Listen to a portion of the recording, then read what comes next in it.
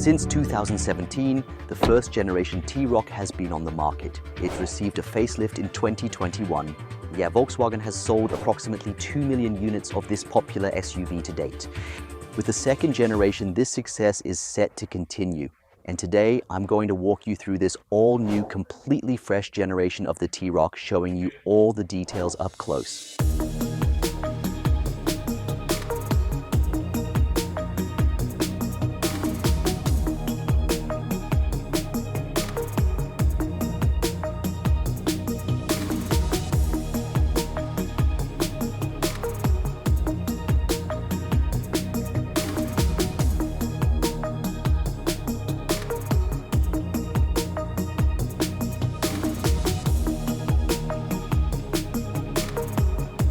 For the market launch in November 2025, a total of 6 exterior paint colors will be available to choose from. So here we have it now in the color flame red metallic. Yes, the colors overall are a bit more toned down, but there's also a really cool yellow shade available.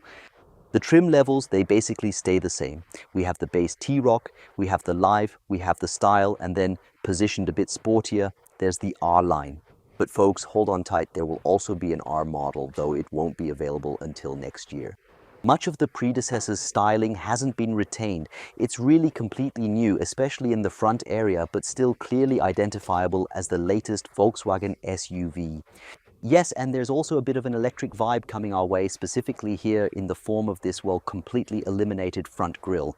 The hood is relatively flat and slightly pulled in here. The entire front section has been designed to be highly aerodynamic, resulting in a drag coefficient of 0.29. That's 10% better than the predecessor. With our current style, it's been enhanced with subtle color accents here for a more dynamic and modern look.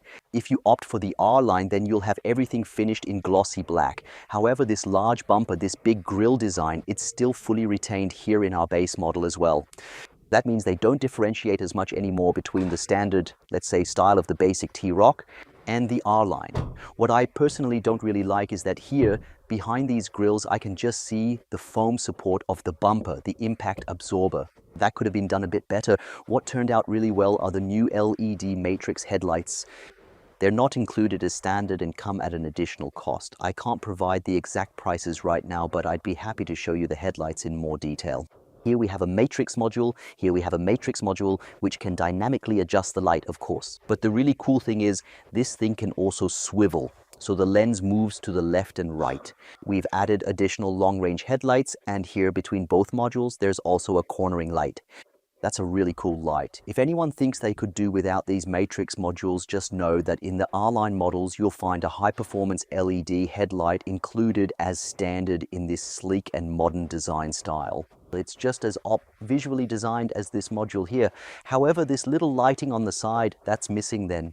What you then naturally don't have though are the matrix elements. They are at least present, but they're not actively controllable. For that, in this performance headlight in the mid-level trim, there's already the illuminated grille with the illuminated VW logo. Only the Krone headlight in the base T-Roc version doesn't come with these elements illuminated here.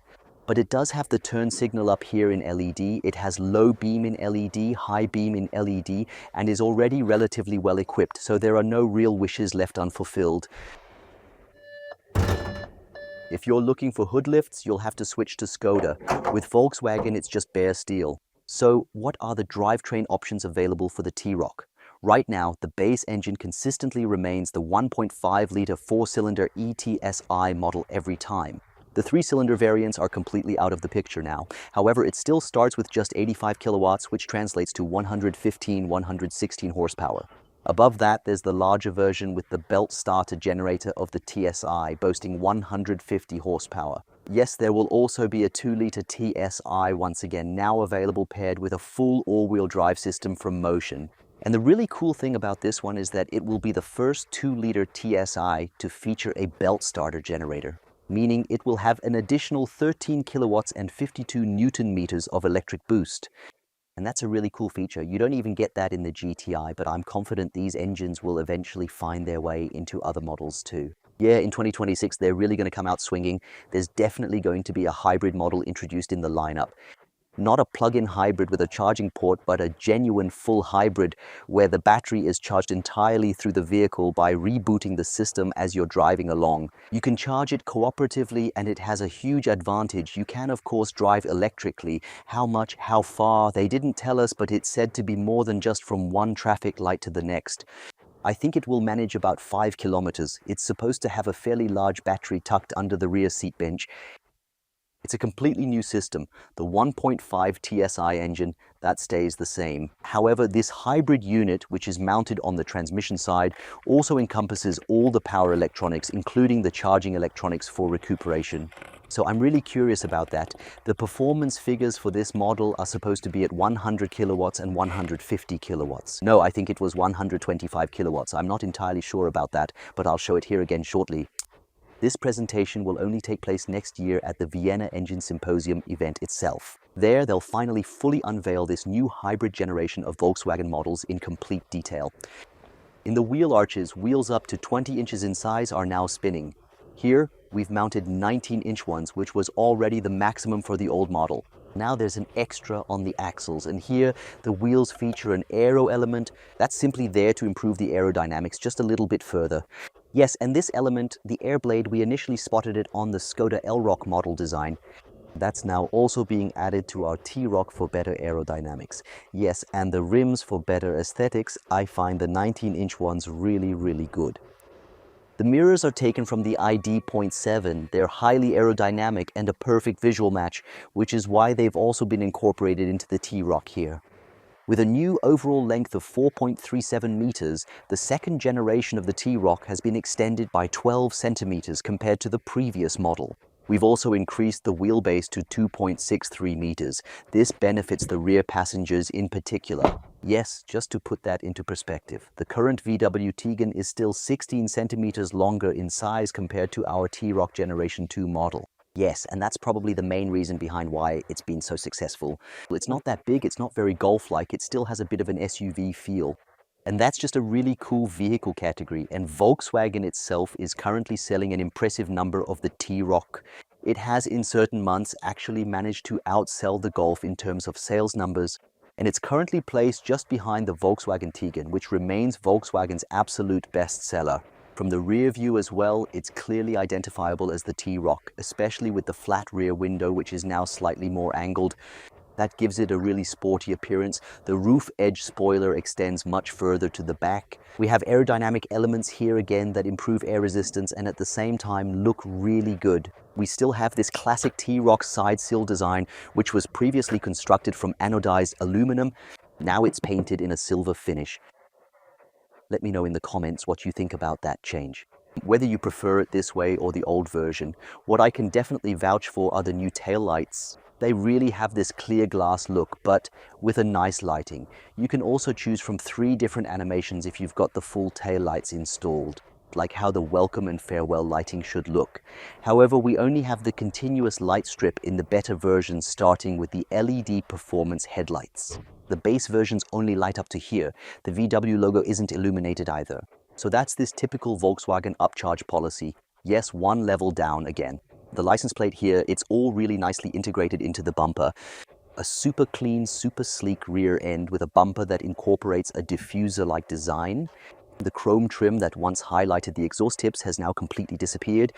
That's no longer there now.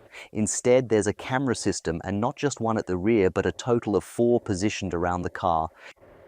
For the very first time, we've included the 360-degree area view camera system in a VW T-Roc.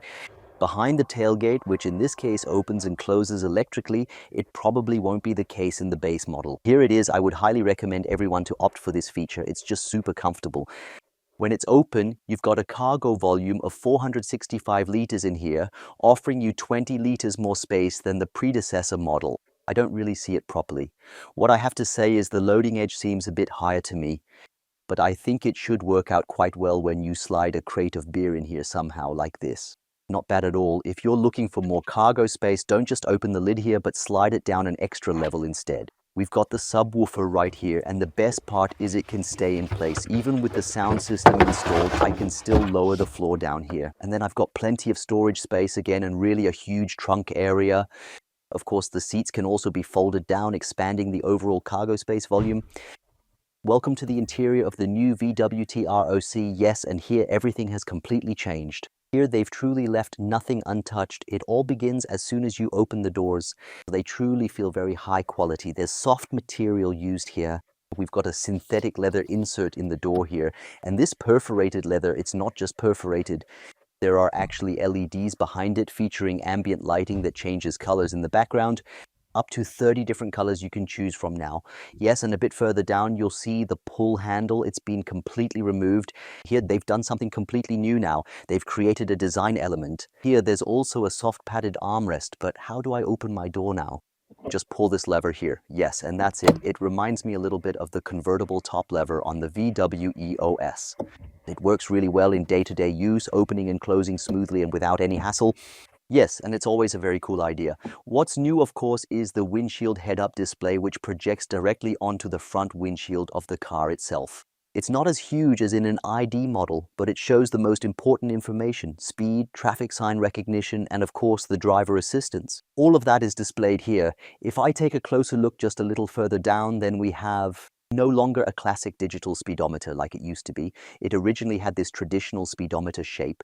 Now we have here a freestanding square-shaped rectangular display. It measures 10 inches in width, and of course it also offers new graphics and a new look. It's all completely fresh, but it still draws some clear and noticeable inspiration from the Tyrant and the VW T-Roc design. Yeah, the steering wheel, it's always had buttons really. The touch controls, they were pretty much exclusive to the R models of this particular T-Roc lineup. The buttons have stayed with us here just as they always have. What's new though is the control lever on the left side. We're already familiar with it though, essentially from the Passat. From other models, the classic light switch has also been eliminated. Instead, we now have these touch-sensitive areas, these pressure-sensitive pads with which you can control your lighting functions. Yeah, you don't have to be a genius to see how everything has changed here. The biggest or more noticeable, the absolute novelty, no Volkswagen has ever had something like that before. This is the dashboard. The front part here is made of hard plastic, but this section, which is oriented more towards the driver and the passenger, is completely covered in a fabric material. So this is soft, it feels really nice. It's specifically designed to minimize reflections when the sun shines directly through the windshield up front. Yes, and it's just as straightforward to maintain as a regular dashboard would be. I'm curious to see what happens if something gets stuck here somehow. That's definitely a cool thing, looks very, very high quality, just like the floor below here. In our design here, we've opted for light materials, and there's a sleek lacquered silver finished decorative strip that stretches across the entire width of the dashboard from right to left. The air vent is really nicely embedded here. It all looks a bit, I'd almost say Arteon-like or ID7-like, which is probably what you'd prefer to hear instead. And since we're on the topic of the ID, we're also directly at the freestanding monitor. In our model here, it measures 12.9 inches. That's the optional version requiring an additional charge. The base version comes with 10.4. Yeah, and I'm not entirely certain about that at the moment. Isn't this version the smaller one from the original ID.3? After all, that model only featured a 10-inch display, right? Write in the comments how you feel about it. I'm saying this 12.9-inch version here is completely sufficient, of course, with the illuminated slider. The hardware is completely new, the software is completely new. Yeah, and you see and feel that, especially on the other side where I'm sitting right now. The gear selector has shifted upwards. Yep, and here we've got the classic one, from all the other models. But what does that tell us? If I look at the center console here, you'll immediately notice that there's no gear lever now. There won't be a gear lever anymore either. They've simply used that space to install an inductive charging pad here, which can't even charge all models wirelessly, by the way. So yeah, and the cool thing is we have this cooling function here. We've got these ridges, cooling air flows through them to then lower the temperature of your phone a bit when it's charging wirelessly. Yeah, what else? We thought, why not include a fun Easter egg in the car as a cool little surprise element? And here we've kind of hinted at a swimming pool, which these grooves are actually for the cooling ventilation. Yes, there are a few swimmers here sort of floating in the water, and there's an additional Easter egg, one here in the center console and another at the rear. But I'll show you that in just a moment. Because what's much more important is the driving experience switch. You can use it here to adjust the volume levels directly. You can also use it to modify the chassis setup easily if you have DCC on board. Yes, and of course you can now bring the function back in, which he currently can't do right now. These are the atmospheres where the ambient lighting and the music are perfectly synchronized with each other. The start button has moved over here to the left. And of course the classic handbrake remains with him in the 2025 plus model year as well. Absolutely indispensable for me, especially on longer trips, is the center armrest. You can slide it out here and even adjust the height for added comfort. Underneath, you'll find a center console with storage that finally lives up to its name. We've got inserts here to securely hold your drinks, and you can really fit a lot in here. It's incredibly practical. They've even thought about Easter eggs for this part, adding a little surprise. Let's see if I can figure this out. We've got a rubber mat here that I can pull out, and of course, it's super easy to clean, which is a nice bonus. Yep, there's the symbol for the key on it. We've got a suitcase here and a coffee cup, so you'll know exactly what you can store inside. It's all clearly marked for your convenience and ease of use. The Ergo Active seats, known from the Tiguan and Passat, are now also available in the T-Roc, complete with a massage function. Those were already available up front in the old model, but now they're available for both the driver and the passenger. Yes, and these 14-way adjustable seats, you can really make yourself super comfortable with those. The new hard-on software integrated into the infotainment system here offers a few new features. One of them is the speed warning feature. New vehicles are now required to have this as standard equipment. Now there's a really cool feature because for the first time we have the ability to bring this speed warning up as a convenient shortcut button right here on the main display screen. And then I can easily switch it on and off whenever I'm in my menu and getting ready to drive my vehicle. That's a really cool feature. Another awesome aspect is the cutting-edge assistance systems. They are still listed here in the menu function or in the seeds, but I think here in this menu function it's much better. Yes, and the Travel Assist received a new feature, namely certified lane change. I can turn it on, I can turn it off, but I definitely leave it on. It now works already from 68 kilometers per hour, much more smoothly, and it's noticeably quicker during lane changes. That's thanks to the new radar sensors. We have radar sensors on the right and left in the bumpers. We have radar sensors at the back in the bumpers. That also gives you an exit warning. You get an additional warning if, let's say you open the door now, you'll receive a notification through the ambient lighting. Everything's much more integrated now. The Traverse has also gained a new feature. Specifically, it's this feature. When I approach a speed limit adjustment and realize that I'm transitioning from an 80 zone into a 100 zone, can I just briefly tap the gas pedal and you'll take over the speed limit automatically without waiting for the 100 zone to actually start but already accelerate a bit ahead of time? That's the new upgrade, the new generation of Travel Assist, which has now made its debut here in the new T-Roc for the first time. A really cool feature is this AirConsole, which allows you to turn your phone into a gaming device or even a controller, providing a truly immersive and interactive experience. And you can effortlessly link your phone to the car and then enjoy gaming right here in the vehicle. Our T-Roc now also has this for the first time as standard with our large infotainment system on board.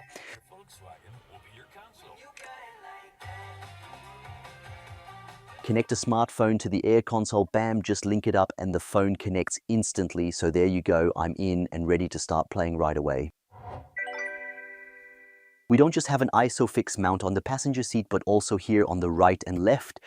In the middle, there isn't one, but instead there's a center armrest that you can fold down with a cup holder. I have to say I'm sitting here really comfortably. The seat is adjusted for me at my height of 1.68 meters or whatever I roughly measure up to. Plenty of headroom, really good even with the sunroof. I'm sitting directly under the shade, which has been completely slid all the way back. Up front, there's significantly more space available with the panoramic glass roof. The live model comes with a 3-zone climate system, while for the other models, it's available as an additional option. The 2-zone climatronic system, however, has always been included in the base model as standard. So the base model has clearly made significant improvements. With a new model, we also want to take a look at the rear door panels for once. You don't see them that often as a driver, but it's hard plastic. Here, however, we have a nice soft insert. We have a padded armrest. We've got a really nice Harman Kardon speaker grille. And what else can we find in this specific area right here? There's also this sleek new door opener designed even for the rear passengers. And now a look at the airline-inspired model, featuring its distinctive bumper and the sleek black painted grille. The hockey sticks of the GTI and the Golf R are also found here, and of course the R badge is a must. Since there's no front grille anymore, it's simply stuck right here on the bumper itself. Here we finally have them, the standard 20-inch alloy wheels on the R line. The tire size here is 225/40/20. SUV look, well, not entirely accurate here. Black T-Roc lettering on the R line and naturally a sporty rear diffuser. However, it still comes completely without tailpipes. Those will most likely only be featured on the actual R model. A darkly styled interior including the headliner. Sports seats with microfiber upholstery and the R-Line logo, though they're not the bucket-style sports seats. In return, we have a steering wheel with perforated leather on the outside and a thick rim. With the T-Roc, Volkswagen is once again demonstrating they've got everything just right. It didn't grow too large, it didn't become too bulky, and it's packed with a ton of awesome technology. The new engines really appeal to me personally. Luckily, that unevenly running three-cylinder is finally a thing of the past. What I personally would have wished for is a genuine plug-in hybrid, allowing you to drive truly long distances on electric power alone. I still consider this to be a major flaw. Perhaps it will be addressed later on. I don't believe it will, though. Even at this point, 8 weeks before the presentation, I'm still not in a position to publicly share the prices with you. The order launch is set for August 28th.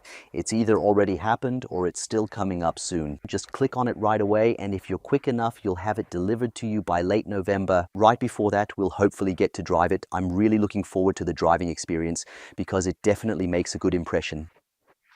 I'd be thrilled if you subscribe to the channel, hit the bell, and then join me again for the next episode coming up. I say thank you, ciao, and goodbye, T-Roc.